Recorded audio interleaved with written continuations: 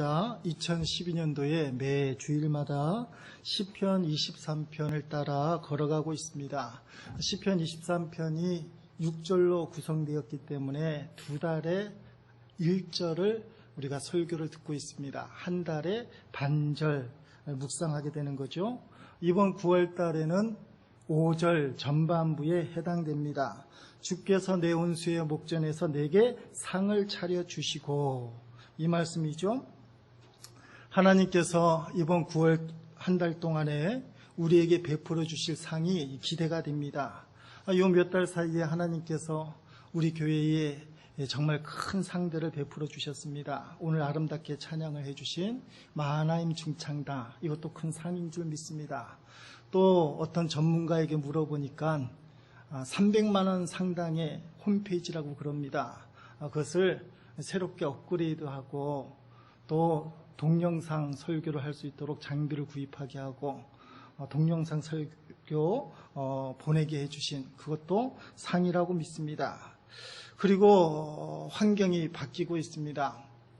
사무실과 아가방 이번 주간에 환경 정리를 하게 될 텐데 그것도 하나님의 상이라고 믿습니다. 또 새 가족으로 오신 그런 분들, 그 하나님이 보내주신 영적인 상이라고 믿습니다. 여러분, 하나님이 우리에게 상 주시는 자이심을 믿으시기를 주의 이름으로 축복합니다. 믿는 대로 됩니다.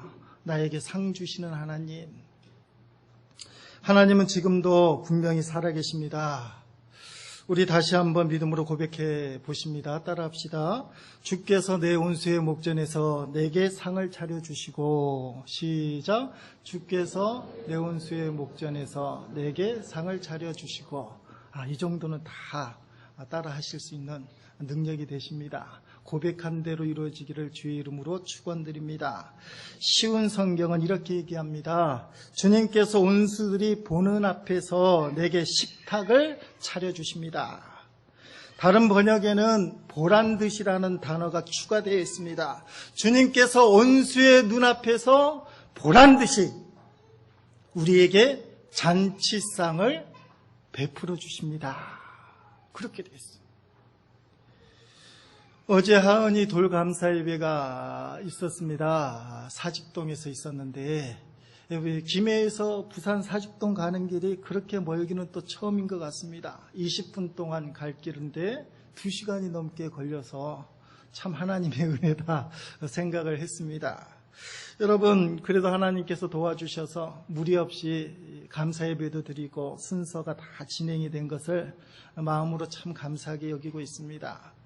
그때 보니까 뷔페 식사를 하는데 우리 교인들이 제일 끝에까지 남아있는 것 같아요. 많이들 드십니다. 어떤 분은 일주일 동안 살 좀 빼려고 절제를 했는데 그만 무너져 내렸다. 그런 분들도 계셔요. 하여튼간 배가 부르게 먹었습니다. 고생은 했지만 20분 걸릴 길을 2시간 넘어갔지만 먹는 자리, 잔치상 자리에 가니까 배가 채워지는 거예요. 여러분, 중요한 게 있습니다. 하나님이 베푸시는 상 차려주시는 곳으로 가야 되는 거예요. 또 오늘 본문에 보니까 그 길목에 온수가 있을 수도 있다고 이야기합니다. 앞절 4절 말씀에 보니까 푸른 풀과 실만한 물가 잔치상이 차려있는 곳으로 가기 위해서는 사망의 음침한 골짜기를 다녀야 된다. 그렇게 말씀하고 있습니다. 여러분, 하나님이 주께서 우리에게 원하는 게 도대체 무엇일까? 우리의 인생이 사망하는 음침한 골짜기에 머물러 주저앉고 낙심하고 포기하는 삶이 아니라 푸른 풀과 실만한 물가까지 나아가기를 원하셔요. 여러분의 삶이 푸른 풀과 실만한 물가에 정착하기를 원하신다는 거예요. 잔치집에 가려면 그 길목에 생각지도 않은 원수가 떡하니 앉아 있어도 그 원수를 보고 두려워 떨고 도망가는 것이 아니라 원수를 이기고 하나님이 베풀어 주신 잔치상에 가서 그 잔치상에 있는 음식을 먹기를 주께서 원하십니다. 그리고 주님이 저와 여러분을 도와주실 것이에요. 사망의 음침한 골짜기에서 주의 지팡이와 막대기로 우리를 안위해 주셔서 도와주시고 우리가 믿음만 있게 되면 온수의 목전에서 우리가 온수를 무너뜨리고 그 잔치상을 향해 갈 수 있게 해주신다는 말씀입니다. 시편 23편을 쓴 다윗은 말입니다. 온수의 목전에서 온수를 이기고 잔치상을 맛보았던 확실한 경험이 있는 사람입니다. 그래서 그것을 고백하듯이 우리에게 말씀해 주는 거예요. 온수의 목전에서 내가 온수를 이기고 하나님이 허락하신 잔치상을 먹은 적이 있다. 내게 상을 베푸시는 그 하나님을 나는 체험한 적이 있다. 너무 기가 막힌 말씀. 여러분, 다윗이 세상으로부터 주목받기 시작했던 사건은 우리가 잘 아는 사건에서 비롯돼요. 다윗과 골리앗의 싸움에서부터 비롯됩니다. 그 말씀은 사무엘상 17장에 나와 있습니다. 이스라엘과 오랜 온수지간과 같은 민족이 블레셋 민족이에요. 5, 6 민족이 섞여 있는 족속인데 그 블레셋 족속이 이스라엘을 공격해 들어오는 겁니다. 당연히 이스라엘은 방어하기 위해서 군대를 파견을 했습니다. 두 진영이 맞서보고 있는데 블레셋에서 어떤 한 거인 장수가 나옵니다. 골리앗입니다. 그는 성경에 보니까 키가 6규빗 한 뼘이라 돼 있어요. 6규빗 한 뼘. 2m 93cm라고 해도 되고 거의 3m 가까운 2m 90에 그 거인이 그 몸에 맞는 그 갑옷을 입고 완전 무장을 하고 이스라엘 백성을 향해 외치는 겁니다. 야, 이놈들아, 나와 싸울 놈이 있으면 한번 나와봐라. 그리고 막 쌍욕을 해댈 거예요. 점잖게 이야기하면서 싸울 건 아니잖아요. 쌍욕을 해대는데 성경에는 그 쌍욕을 적을 수가 없으니까 하나님의 군대를 모욕하였더라. 그 정도로 이렇게 적었어요. 그런데 육두문자를 다 쓰면서 이스라엘 백성 하나님의 군대를 욕하고 하나님을 욕하고 한번 붙어보자 그러는 겁니다. 그런데 이스라엘 백성의 그 군대들은 꼼짝을 못하는 거예요. 그 위세에 완전히 눌림당한 거예요. 겁이 나고 두려움이 나서 사울왕부터 훈련받은 그 군인들이 꼼짝도 안 하는 거예요. 사울왕이 답답하지 않습니까? 그래서 상을 걸었어요. 저 골리앗을 죽이는 자에게는 내 딸을 주겠다. 그리고 그 가문에게는 세금을 받지 않겠다. 그런데 이런 이야기를 듣고서도 그 상이 탐나서 나서는 사람이 없었어요. 바로 그때 아버지로부터 볶은 곡식을 형님들에게 갖다 주라는 어린 다윗이 이 전쟁터에 나오게 됩니다. 그런데 이 골리앗이 육두문자를 날리면서 쌍욕을 해대면서 하나님을 욕하고 이스라엘 군대를 욕하는 그 소리를 듣게 됩니다. 다윗이 이런 반응을 하게 돼요. 사무엘사 17장 26절 말씀에 오니까 다윗이 곁에 서 있는 사람들에게 말하여 이르되 이 블레셋 사람을 죽여 이스라엘의 치욕을 제거하는 사람에게는 어떠한 대우를 하겠느냐? 상이 뭐냐 묻는 거예요. 이 할례 받지 않는 블레셋 사람이 누구이기에 살아계신 하나님의 군대를 모욕하겠느냐? 아멘. 지금 골리앗을 모르는 상태예요. 저 골리앗을 죽이게 되면 도대체 어떤 상이 있느냐? 도대체 저 인간은 도대체 누구냐? 그렇게 묻는 거예요. 지금 이때의 다윗의 나이가 몇 살인지는 몰라요. 거꾸로 추적해서 17살이라는 주장도 있고 또 성경에 보니까 8형제 중에 위로 3형님이 군대에 가 있었어요. 그리고 다윗은 막내예요. 그러니까 3형님이 군대에 갈 나이고 그리고 한참 5이나 밑에 있는 다윗이기 때문에 나이가 어려도 엄청 어렸을 것이다. 분명한 것은 군대에 갈 수 없는 나이, 최소한 5년 이후의 나이. 그 어린 다윗이 그 말을 듣는 거예요. 여러분, 어린 다윗이 골리앗 앞에 서게 된 이유가 도대체 뭘까? 제가 묵상해 보니까 상이 탐나서이기도 하지만 그거보다 더한 마음의 작정이 생겼어요. 그것은 의로운 분노라고 얘기할 수 있습니다. 의분이었어요. 도대체 저 인간이 누군데 하나님의 군대를 욕하느냐, 쌍욕을 하느냐, 무시하느냐, 내가 믿는 하나님을 저렇게 욕할 수 있느냐. 이런 의문이 다윗에게 있었습니다. 그래서 내가 죽더라도 하나님의 이름을 욕되게 할 수는 없다. 내가 저 일을 막을 것이다. 그래서 어린 다윗이 앞에 나서게 되는 것입니다. 요새 우리나라하고 일본 사이가 별로 좋지 않습니다. 교회 홈페이지에 보니까 우리가 후원하는 일본 등대교회 침수로 인해서 지금 어려움을 당하고 많이 복귀는 됐지만 계속 어려움을 당한다고 그렇게 이야기하고 있습니다. 여러분, 우리가 일본의 영혼을 사랑해야 되는데 36년 동안 일제치하의 아픔, 어떻게 모난도 있는데 거기다가 독도는 자기네 땅이라고 그렇게 얘기하는 바람에 정말 사랑하기가 쉽지 않은 민족. 그런데 한번 생각해 보십시오. 우리의 감정으로는 사랑하기 쉽지 않은 민족인데 그 민족을 온수를 사랑하는 마음으로 일본에 가서 선교하는 선교사님들, 그 얼마나 대단합니까? 그렇게 여러분 일본의 등대교회 김순범 목사님, 김진영 사모님을 위해서 기도해 주셔야 돼요. 일본 사람들이 독도는 일본 땅이라고 하면 한국 사람들은 의문이 일어납니다. 그게 아닌데 자꾸 그렇다고 주장하는 거예요. 그게 아닌데 그것이 마치 진짜인 것처럼 얘기하니까 화가 나는 거예요. 진리가 왜곡이 되고 거짓이 진짜인 것처럼 판을 치고 허튼 수작을 막 주장하니까 한국 사람들이 의문이 나는 거예요. 다윗에게 그런 의문이 있었어요. 우리 하나님은 저 이방 사람들에게 욕먹을 하나님이 아니다. 하나님의 군대가 어떻게 저렇게 육두문자의 욕을 먹고 가만히 있느냐. 나라도 나서야 되겠다. 여러분 좀 생각해 보십시오. 다윗과 이스라엘 백성들은 다 하나님을 섬기는 백성들이에요. 골리앗 앞에 서 있는 이스라엘 군대들, 그 수많은 사울왕과 군인들도 하나님의 백성이고 하나님을 믿는 백성이에요. 신앙이 있었어.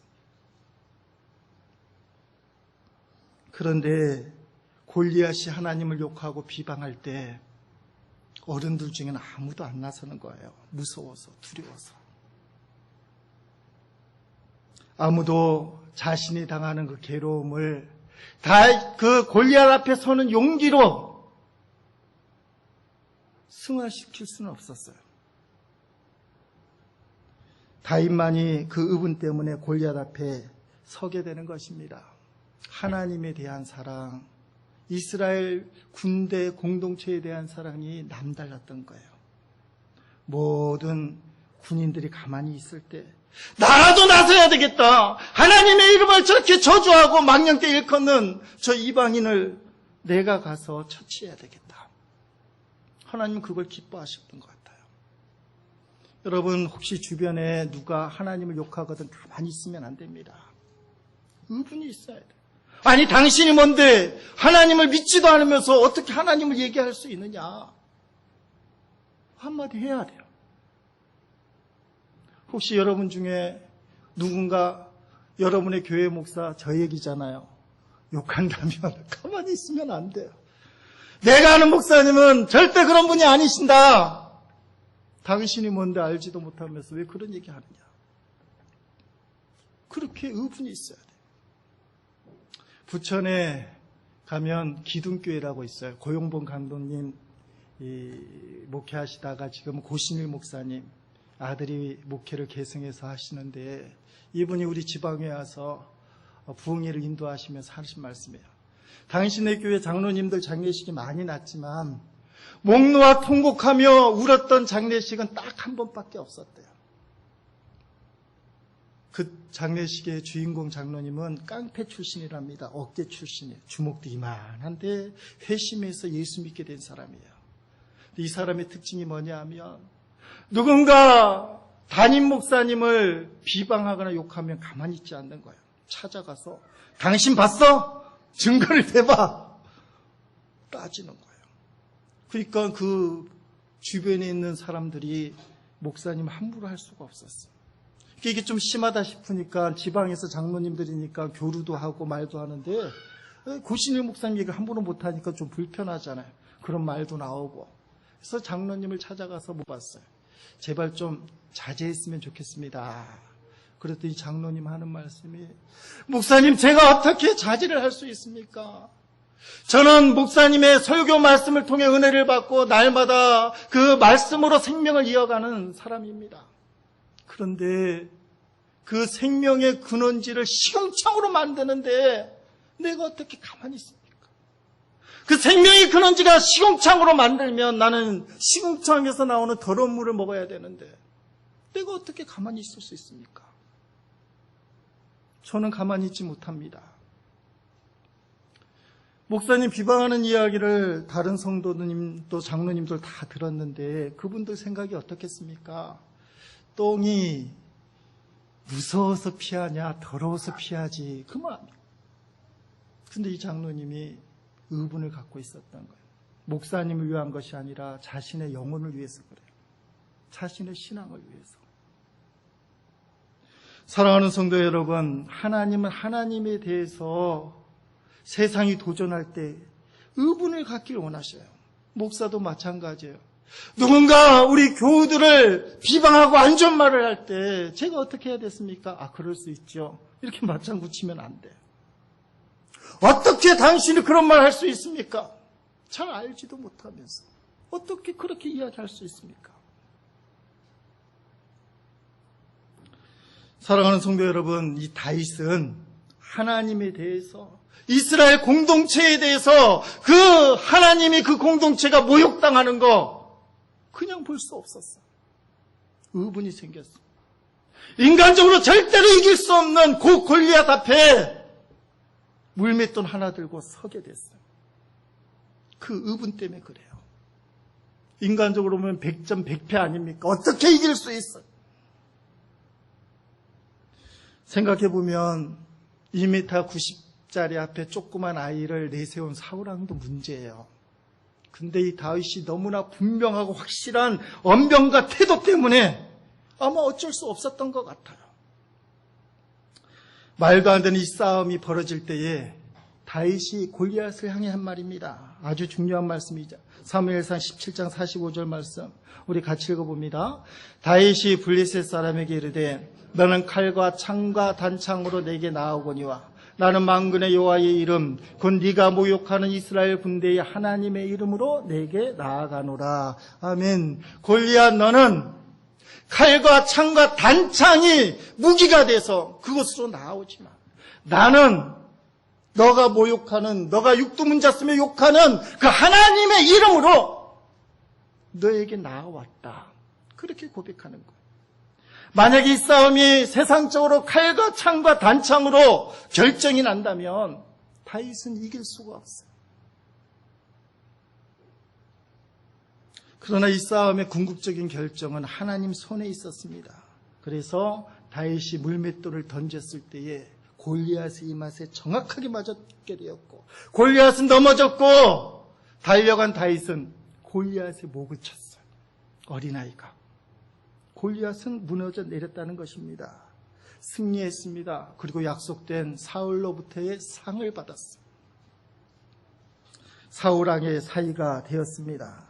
여러분, 세상을 살아가면서 눈앞에 골리앗과 같은 원수가 우리 앞에 맞닥뜨릴 때에 우리가 어떻게 해야 될 것이냐? 나의 힘으로 이 세상의 원수를 이길 수 없을 때 우리는 어떻게 해야 될 것인가? 이스라엘 백성 군대처럼 포기해야 될 것인가? 아니면 할 수 있는 한 칼과 창과 단창을 준비해야 되는가? 여러분, 포기하기 전에 칼과 창과 단창을 찾기 전에 하나님을 볼 수 있기를 주의 이름으로 축원드립니다. 다윗이 그걸 가졌어요. 나는 할 수 없지만 하나님께서는 가능하다는 거예요. 저는 이 다윗과 골리앗의 싸움을 묵상하면서 이런 생각을, 환상을 갖게 되었어요. 조그만 다윗이 골리앗 앞에 딱 섰을 때 우리가 생각하기에는 다윗이 골리앗에게 집중했던 것 같아요. 그래서 어떤 목사님은 골리앗이 덩치가 너무나 크니까 아무렇게나 던져도 맞을 것이다. 그 믿음으로 갔다 그래요. 골리앗이 크게 보인다 이 말이죠. 근데 그게 아니라는 느낌이 들어요. 상당히 제 주관적인 거예요. 제가 묵상하니까 다윗이 골리앗 앞에 탁 섰는데 골리앗이 인간적으로 크잖아. 2m 93cm의 덩치가 이만한데 골리앗을 본 것이 아니라 다윗이 골리앗 너머에 있는 하나님을 보셨다. 다윗이 눈앞에 있는 골리앗을 보고는 싸울 수가 없어요. 쫄아갖고. 근데 그 인간적으로 커 보이는 골리앗이지만 그놈에 있는 골리앗보다 더 위대하고 크신 하나님, 그 하나님에 비교하니까 골리앗은 요만큼밖에 안 돼요. 그게 다윗의 눈에 들어온 거예요. 인간들은 골리앗이 크다 얘기하지만 그 너머에 더 크고 위대하신 하나님 두 팔 딱 벌리고 하시는 말씀이, 다윗아, 내가 너를 편들어 줄게. 너의 손은 물맷돌에 들어있지만 너가 만군의 여호와 이름으로 나가니 내가 너를 편들어 줄게. 내가 너를 이기게 해줄게. 너의 믿음으로 마음껏 그 물맷돌을 던져라. 너가 이기게 해줄게. 너 박수 치시는 거야. 잘한다, 잘한다. 다윗이 분명히 골리앗 본 거 아니에요. 골리앗 봤으면 절망하고 낙심하고 쫄았을 거예요. 다윗은 골리앗 앞에서 골리앗을 본 것이 아니라 그 너머에 계신 하나님을 보고, 그래서 믿음을 갖고 그 하나님 때문에 물맷돌을 던진 줄로 믿습니다. 그래야 이 싸움이 의미가 있고 또 아구가 맞아요. 부정적인 것, 세상적인 것 보게 되면, 묵상하게 되면 인간은 점점 침울해지고 불평이 나오고 부정적이 될 수밖에 없어요. 만약에 다윗이 골리앗만 노려보고 저 인간을 어떻게 이길까 생각했다면 골리앗을 이길 수 없었을 거예요. 그러나 다윗은 골리앗을 집중하지 않았습니다. 하나님을 집중했어요. 여러분, 온수의 목전에서 온수에게 집중하지 말고 온수 너머에 계신, 우리가 보기에는 온수가 커 보이지만 그러나 하나님에 비하면 아무것도 아니잖아요. 온수 너머에 계신 그 하나님을 볼 수 있는 눈이 열리기를 주의 이름으로 축원드립니다. 성경에 보면 이런 비슷한 사건이 역대하 20장에 나옵니다. 유대의 왕 여호사밧의 이야기예요. 그 이야기 속에 보면 그 아람 군대가 수많은 군대를 이끌고 유대를 침공하게 됩니다. 그러니까 여호사밧이 쫄았어요. 그래서 금식 기도를 선포하고 온 백성이 하나님 앞에 금식하며 기도하며 나갑니다. 여러분, 그때 이런 결정을 내려요. 역대하 20장 12절 말씀 같이 읽어봅니다. 우리 하나님이여, 그들을 징벌하지 아니하시나이까? 우리를 치러 오는 이 큰 무리를 우리가 대적할 능력이 없고 어떻게 할 줄도 알지 못하옵고 오직 주만 바라보나이다 하고 하면, 저렇게 수많은 대군을 이길 수 있는 힘이 없습니다. 우리는 어떻게 할 줄 모릅니다. 그래서 우리가 내린 결론은 금식 기도하면서 주만 바라보겠습니다. 처음부터 담대한 게 아니에요. 쫄았어요. 무서웠어요. 두려웠어요. 그래서 금식 기도하고 온 백성이 함께 기도하고 기도하는 가운데 내린 결론이 칼과 창과 단창을 구하는 것이 아닙니다. 지원군을 구하는 것이 아닙니다. 우리는 이제 주만 바라보겠습니다. 그렇게 고백을 했어요. 그때 하나님께서 선지자 아하시야를 보내시면서 방법을 이야기해 줍니다. 그 방법이 기가 막혀요. 성가대에게 예복을 입혀요. 우리 중창단이 예복을 입고 특송한 것처럼. 그리고 군대 앞에 나가서 하나님을 찬양하는 겁니다. 여호와께 감사하세, 그의 인자하심이 영원하도다. 이 찬양을 하라는 거예요.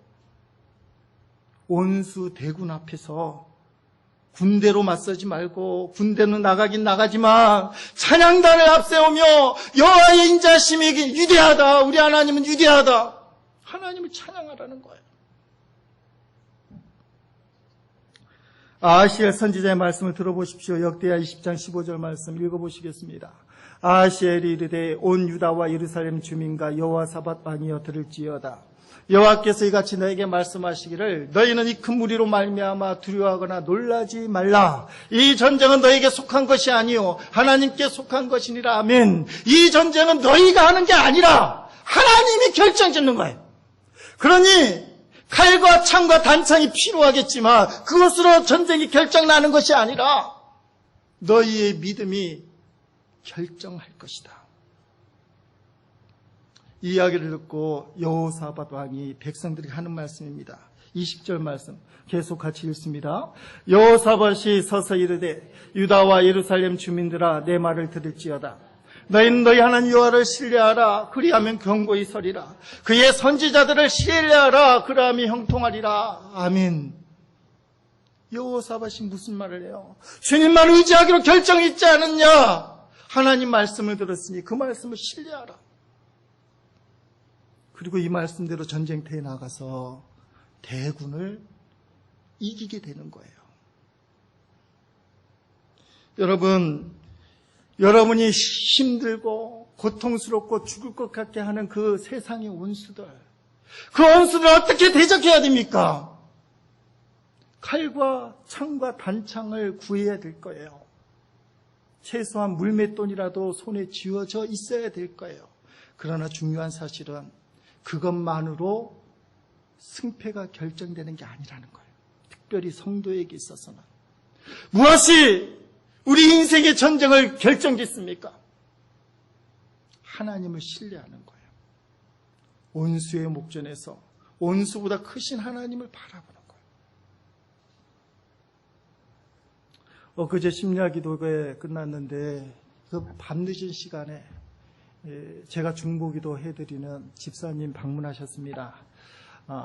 부산 지역에 있는 교회를 섬기는 집사님이시고 김해에 가게를 내고 매일같이 그 가게 돌보러 오는 그런 분이신데 낮에는 직장생활 하시고 대단하신 분이죠. 시간을 쪼개서 잠자지 않으면서.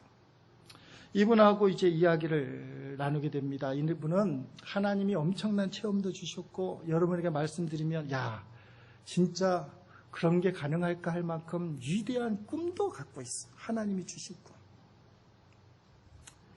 이분하고 이야기하다가 2달 전인가 대화 끝에 11조 이야기가 나왔어요. 그 집사님 하시는 말씀이 11조를 본교회 안 하고 11조 상당의 일을 어려운 교회를 돕든지 하나님의 일을 하는데 쓰고 있습니다 했더니 제가 한마디로 잘라서 집사님 그렇게 하면 안 됩니다. 11조는 본교회에 하셔야 됩니다. 그랬더니 하시는 말씀이 이분이 꿈이 위대하기 때문에 나중에 엄청난 액수의 11조를 하게 되면 본교회지만 한 교회에 몰아서 할 수는 없지 않느냐. 역사를 보니까 많은 부자들이 특별히 록펠러 같은 사람들이 11조를 하나님 나라 위에 여러 곳에 골고루 사용했던 것을 보았다. 그래서 11조를 본교회에 안 드린다 그랬어요. 그거는 그때 가서 할 일이고 그렇잖아요. 수억씩 11조 한 달에 하게 되면 그때 가서 할 일이고 지금 집사님 입장은 그런 입장이 아니지 않냐고. 11조를 본교회에 하셔야 됩니다. 이분이 갈등 끝에 순종을 하셨어요. 엊그제 만나니까 얼굴이 싱글벙글하고 뭔가 막 벅차오르는 거예요. 이분이 너무 진중한 분이에요. 뭐라고 얘기하냐면 내가 11조를 했다고 해서 하나님이 이렇게 특별히 역사하지는 않을 텐데 왜냐하면 하나님 그렇게 가벼운 하나님 아니라는 거죠. 11조 했다고 해서 하나님이 이렇게 역사하지는 않을 텐데 하는데 간증보따리를 풀어놓는 거예요. 문제가 해결이 되고 그 엄청난 꿈을 이루기 위해서 디딤돌과 같이 사직동에 이제 가기를 얻을 꿈이 보이고 대신동에는 이상하게 하나님 사람 붙여주시고 해서 가게를 이미 얻었다는 거예요. 그 막 신이 나는 거예요. 이분 말씀 중에 하는 게 있어요. 꿈이 너무 크고 자기 자신이 너무 초라하니까 내가 이 꿈을 이룰 수 있을까? 그 고민 때문에 갈등이 생기고 염려가 되는 거예요. 이분의 표현을 빌리자면 이렇게 하는 겁니다. 주님께서 말씀하시기를 가라면 가야 말이지. 이 분의 표현이에요. 가라면 가야 말이지. 하나님이 가라고 하는데 이분이 겁이 나고 두려워서 못 가는 거예요. 불순종하는 거예요. 그래서 하나님이 가라면 가야 말이지 그렇게 하는 거예요. 이분 안개 속 같은 길을 걸어가는데 어디 발을 디딜지도 모르는데 어떻게 가냐 이 말이에요. 주님, 저는 아직 못 갑니다. 아직 믿음이 안 됐습니다. 그런데 하나님께서 은혜를 주셔서 이제는 이렇게 고백한다는 거죠. 이제는 간단 말이지. 그렇게 한다.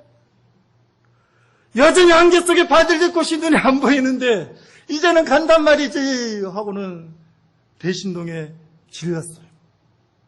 사직동에는 지금 홍삼 가게인데 팔이 날리고 있대. 근데 그 길에 떡볶이 장사하면 꼭 될 거라. 하나님이 주셨다고 마음에 확신을 갖는데 일을 저지르기 시작해요. 그가 현실을 봤을 때는 안개 속에 디딜 곳이 없다고 생각해서 이 진중한 분이 못 가는 거예요. 점점 그 꿈은 이룰 수가 없어요. 마음의 소원은 이룰 수가 없어. 이 발을 내딛지 못하면 하나님의 영광을 볼 수가 없어. 주님께서 그의 마음을 감동을 주셨어요. 11조 사건이지만 이 진중한 분이 겨우 11조 했던 하나님, 그렇게 가벼운 하나님은 아닌데 하면서 룰루랄라 그러는 거야.